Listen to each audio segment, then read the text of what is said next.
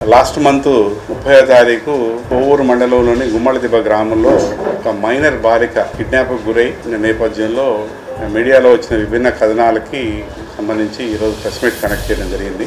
Doctor Rajasekhar eye hospital super speciality eye care centre కంటి ఆపరేషన్లకు చెన్నై, మధురై వెళ్లనవసరం లేకుండా ప్రపంచ స్థాయి ఆధునిక ఆపరేషన్లు ఇప్పుడు మన నెల్లూరులో సత్యసాయి భజన మందిరం ప్రక్కన 3వ మెయిన్ రోడ్, రామ్మూర్తి నగర్, నెల్లూరు.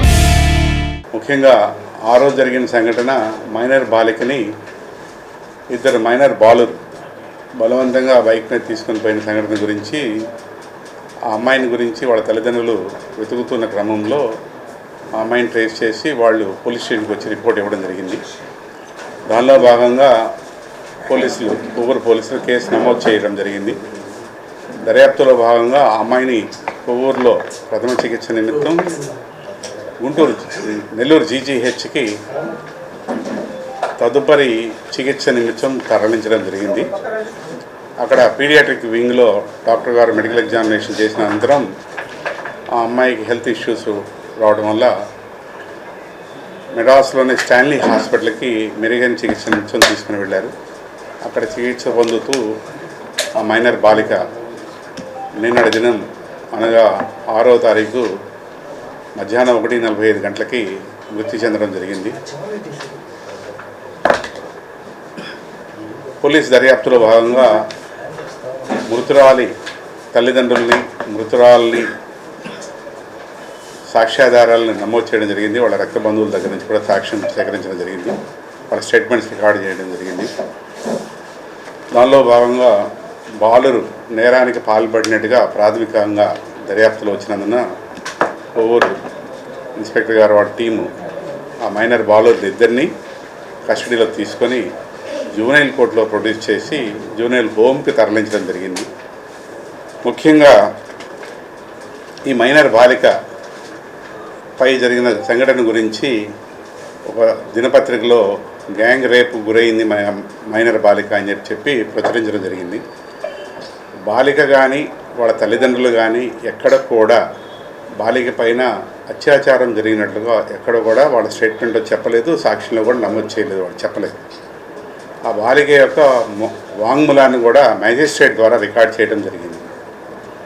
అంటే జరిగింది జరగంది సాక్షులు చెప్పంది కథనాలని ప్రచురించి ప్రజల్ని భయాందోళనకు గురి చేసి అభద్రతా భావానికి గురి చేయడం అనేది సబబు కాదు.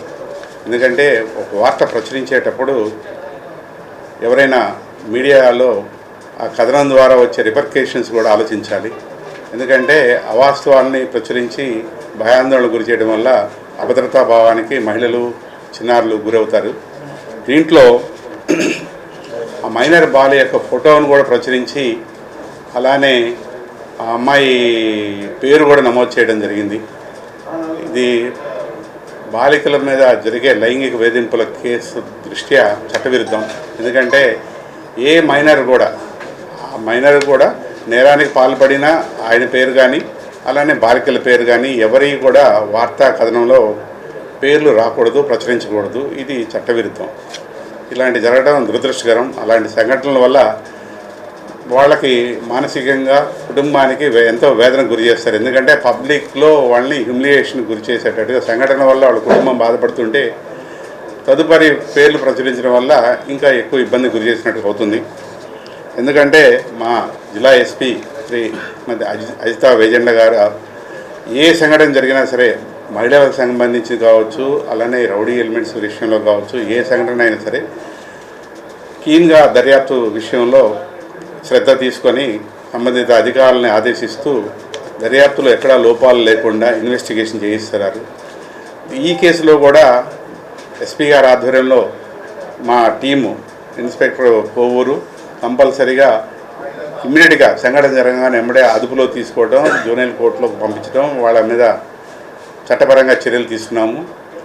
ఎవరైనా సరే ఒక వార్త ప్రదర్శించేటప్పుడు సాక్ష్యాధారాలను బేస్ చేసుకొని మేము పోతాము. దీంట్లో ఈ కేసులో కూడా ఎవరిని రక్షించాల్సిన అవసరం పోలీసులకు లేదు. దర్యాప్తులో కూడా ఎక్కడ కూడా అవతవకలు జరిపినా కూడా ఉపేక్షించేది ఉండదు.